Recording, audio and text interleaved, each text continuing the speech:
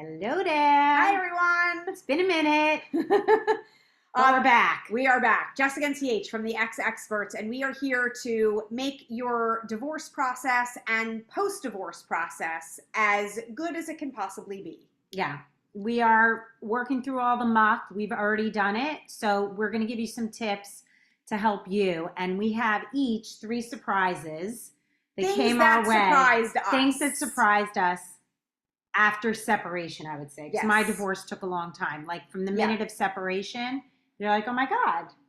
Wow, good, or not. so But I mean, good. we just want to put it out there for you guys because if you're going through any of this stuff and it's similar, like we just want you to know you're not alone. It's Totally. like very common things. You want to start? So a good thing, a good random surprise was I had a lot of people reach out to me, literally come up to me, come to my home, call me to say that they were on my side, right? They took sides, but Okay. I wasn't even really close with them, that it mattered to me. Just support. But people who were acquaintances that made a point of stepping up and saying, I'm really sorry to hear about what happened. Yeah. You know, my heart is with you. And this one girl went one step further, and she had a friend who was also going through a divorce. And she wanted to set us up on a divorce friend date. And we became divorce friends. Yes. Unfortunately, we're not friends now, but it wasn't because I didn't like her. We were going through the muck together with you. Right. But she like set me up on a friend date. Like, Yeah. I got another friend who's also going through this. Can I make you guys friends? And I said, yeah. So I was never expecting that. But by the way, just like a tidbit out there, if you have a friend, I mean, if you're getting divorced and you're watching this, then it would be nice if people did that for you. But also just for you to know, like if you have friends that are in certain life situations and you know someone else who's going through a similar difficult struggle, connecting them can always be a good thing and acknowledging for sure. No downside to it. Being set up though, like one of my surprises honestly was how hard it was to find people to date. I mean, we didn't really come of age in the dating app world. That was really something that we experienced when we got separated.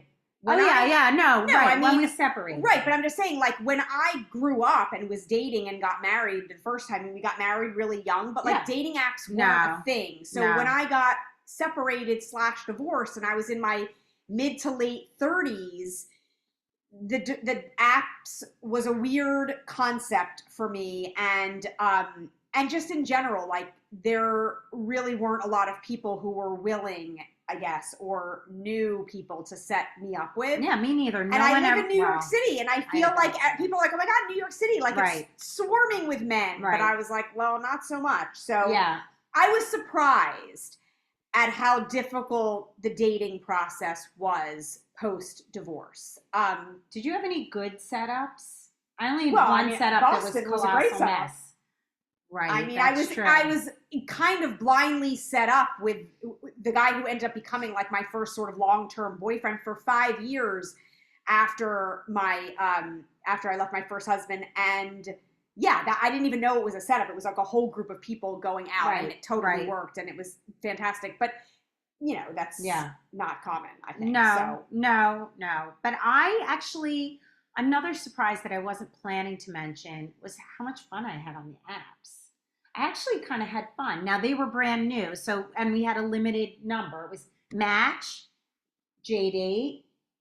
I mean, there wasn't Farmers, whatever, that's out there now. That's for damn sure. But there wasn't Bumble and Hinge. But there were a few. Right, no, there was just JDate and Match, and maybe there was something else. I was not having fun on the app. I liked it because I kind of was starting to figure out how to flirt again, and people were being really nice to me, and I didn't have to like change out of my pajamas or anything. Yeah, so I didn't have to make much effort to just kind of, you know, I don't know, learn about people. Although I will say a surprise that goes along with that was really just like how much fun it was to go out and actually learn how to flirt again. Like I enjoyed myself on in-person dates when I went out on them. That was a really fun. Were you ever surprised that somebody didn't call you back, that you went on a date? Were you on a date and you're like, that was fucking awesome, and then they just like didn't think it was awesome? Yes. But not so much after my first divorce. Uh-huh. Because usually if I was interested, I felt like it sort of matched up. Like if I went out and I thought it was a good date, I generally heard from them again. And if I went out and was kind of like, I'm not that interested, I don't remember whether I heard back or not, but I wasn't surprised if I didn't, like if I wasn't into it. There were a couple of times after my second divorce, I can think of one in particular, but I feel like there was another time also that I had gone out and I really thought it was a really good date and I totally would have gone out again. Yeah. And then it's not that I never heard from them again. It was that they never asked me out again, which I thought was bizarre. Like they texted to say, oh, whatever, we should do it again. And then there were like a few more texts, but it got to a point. It just sort of fizzled out. And I was like, oh, that's kind of a bummer. I know. I remember feeling that way once. I went on a date. I went there. I met him at the bar and everything. I totally gave my A game. And then I never heard from him again. And I'm like, how could he not like me? Right. Like, how does he not call me? Does he not know? Well, we're going to have to do a whole other video on the whole dating thing. But that's another, those are additional surprises. So one of my surprises was how afraid I was actually to tell my employer that I was getting divorced because I was really worried that it was going to impact their perception of my performance at work. I had taken a new job like right before we had separated. And so during that whole interview process, I was married and unaware that I was about to be divorced. Of course. And then 3 or 4 days before I was starting the job was when I got the phone call and when I told him that, he had to move out. And so I started, which at the time was like the biggest job of my career to date. It was huge. And I started it knowing that I was getting divorced. And so I wore my engagement ring for probably the first 3 to 4 weeks. And then I started like phasing it out. Like I wouldn't wear it every day. And then I kind of stopped wearing my engagement ring, but I still had my wedding band on. And I played that game with myself in my own head for probably at least 3 months. Do you think people were looking at your rings? I think I had a decent sized ring. Oh, yeah, and so I feel like it was kind of noticeable. So actually, I think what I probably did is I probably wore my engagement ring only a little bit the first couple of weeks but kept my wedding band on so it wasn't so in people's face. Yeah. So that if I took it off, I could be more discreet about it. But anyway, just the idea to me that I was worried to say this is what's going on in my personal life because I was afraid they were going to, if anything went wrong, if there was any day that the show wasn't fantastic, that they were going to interpret that as she's distracted. Right, she's getting a divorce. How she going to be able to run the show? Possibly do well. Right. That's pretty shitty. That was one of my surprises. Another surprise for me that literally was immediate was how incredibly happy I was going to be. I mean, I was so stuck in my marriage and so miserable and such a shell. It's literally like someone ripped all the skin off. Yeah. And I was free. I mean, I was just like, I was reborn. I know it sounds like a little bit dramatic, but truthfully, I'm not even being dramatic. I mean, I told the woman that she saved my life that day. Yeah. That's how excited I was. And then I was also kind of bummed out because I had an 8, 6, and 4-year-old who I love very deeply and would do anything for, and they call me 100 times a day. But like, they were not excited. Yeah. But I understand. And that was a whole other thing that I wasn't, listen, I was hoping to not be married, but I didn't think I realized all that meant. Right. You got little kids. How are you going to deal with the kids? How are you going to deal with the house? You never think of all the little things. You're just like, I'm just really unhappy and I don't want to be unhappy anymore. Right. So I was really, really, really happy. I think that a lot of you probably feel the same way. I mean, I had a totally different marriage, even my second marriage, completely different. But I will say my second marriage, when we finally had the conversation and I was like, we need to get divorced, it really was like a weight lifted off my shoulder. So I understand that kind of sense of sort of relief. Yeah. And like, you've been unhappy and then you kind of get it off your chest and now you're going to be able to start again. At that point for me, that was going to be my second rodeo. So I probably was also a little less afraid than the first time. But one of the surprises for me the first time, really both times, although the second time I feel like it took me a little bit longer to get back into the swing of things for myself. But like, I really was surprised am surprised at like how well I did on my own after the divorce. Financially like, and everything, emotionally. Yeah, exactly. Like I felt like I was gainfully employed.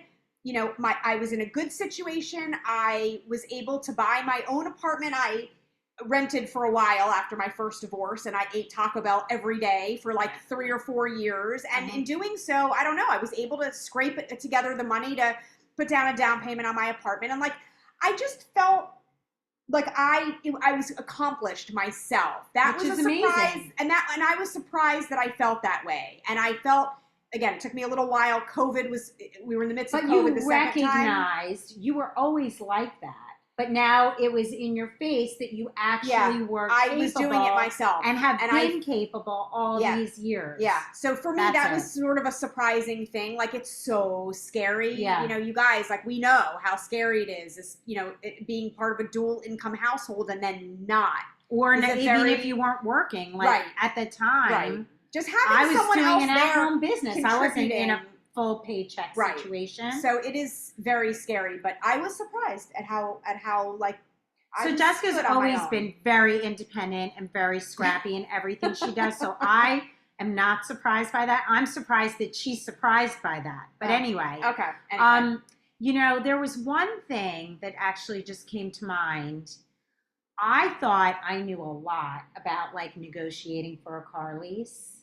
Because I've been at every one of those negotiations. Yeah, but I think they treat men and women differently. Oh, they 100% do. Yeah. So I went afterwards. My lease was up. I was separated. I'm like, I got this. Yeah. I know what a money factor is. I understand depreciation. I know what the market value is.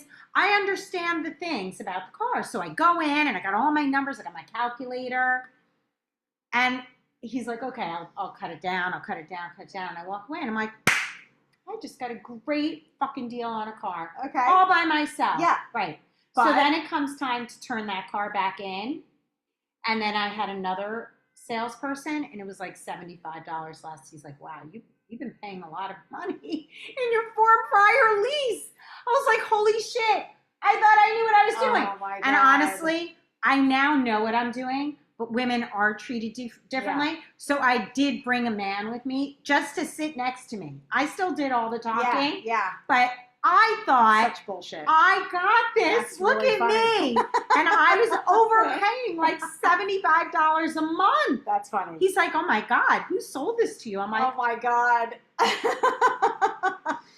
Well, I offered to pay more. Yeah. That was basically how it was. So there are a lot of surprises that are going to come your way. Some good, that are some really bad. Good, some bad. But whatever, we've learned from all of them. Yeah. Jessica recognized how independent and strong she had always been, even though she wasn't acknowledging it when she was married, you know, with Darren. And, you know, there are little things that are going to come up. So just pay attention to them. Yeah. It's going to pick you up or it's going to teach you something. Don't let it get you down. Just but like, how the hell am I supposed to know? Share with us. Tell us what your surprises are. We'd love to hear it. And if there's stuff you want us to do another video on, let us know. We're doing it for you. Yeah. Bye, guys. Bye.